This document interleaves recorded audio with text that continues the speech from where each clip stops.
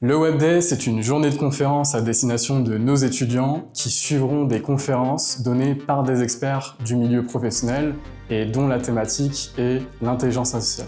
Cette année, les étudiants auront la chance de pouvoir participer à des conférences sur le sujet de l'intelligence artificielle, mais aussi dans le monde du web, et ce sera l'occasion pour eux de pouvoir échanger avec des professionnels qui l'utilisent au quotidien pour ne pas en avoir peur, mais surtout pour l'appréhender du mieux possible dans leurs tâches du quotidien. Le Business Hall, concrètement, c'est des entreprises qui viennent pour rencontrer les étudiants et leur proposer par la suite des offres en CDI ou en alternance. Alors les entreprises majeures qu'on peut rencontrer aujourd'hui au Web Day, on a Sensiolab, l'éditeur français de Symfony, et on a aussi par exemple le groupe La Poste qui est présent au Business Hall. Ce que j'aimerais que les étudiants retiennent, c'est des thématiques qui ne sont pas forcément abordées en cours. J'aimerais qu'ils s'intéressent aussi à d'autres secteurs d'activité, d'autres thématiques liées au monde de l'IT et en lien avec leur formation web.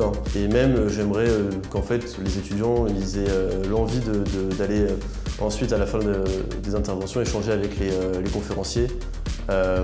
Voilà, que ça leur donne envie d'aller approfondir certains sujets et de faire de la veille informatique sur ça. Je suis entrepreneur, poète et photographe.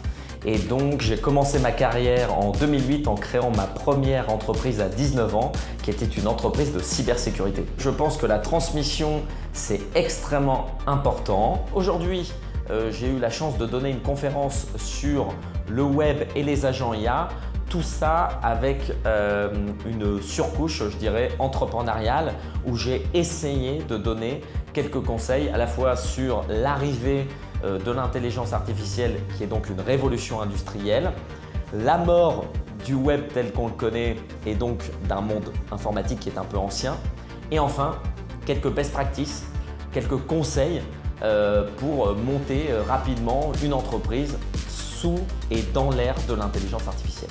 Pour moi, c'est très important d'intervenir dans des écoles comme l'ESGI parce que ça permet, comme je le disais précédemment, de transmettre de la connaissance, de transmettre mon expérience et de donner aussi le goût de l'entrepreneuriat à certaines et à certains parce que l'objectif, c'est de se lancer immédiatement.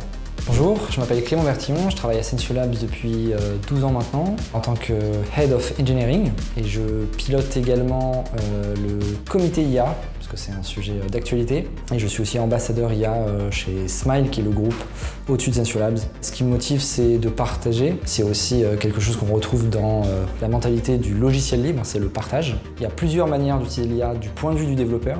Donc on a les chats conversationnels, on a les outils, il y a toute une gamme d'outils et on va dire que le niveau le plus élaboré de nos jours, c'est ce qu'on met derrière ce terme agent ou agentique. Je suis venu ici pour donner une conférence sur le développement de Symfony à l'ère de l'IA. J'ai assisté à la conférence de 15h qui est « Pourquoi le web est mort, vive les agents IA ». Je trouve que c'était une très bonne conférence. On a bien compris ce que l'interlocuteur a voulu nous faire comprendre derrière ce titre, qui n'était pas juste un titre aguicheur, c'était vraiment très parlant et nous a bien expliqué les choses. Ce que j'ai retenu de la conférence, c'est que être développeur en ce moment, dans notre contexte actuel, n'était pas suffisant. On doit toujours avoir des compétences en plus telles que la créativité, l'originalité et la réactivité. Je me sens plus guidée aujourd'hui grâce au Web Day dans mon projet professionnel parce que grâce aux interlocuteurs qui ont pu nous donner des exemples concrets de leurs clients ou même de leurs projets perso, on a plus de facilité à se dire que c'est vraiment ce qui se passe dans la vie réelle.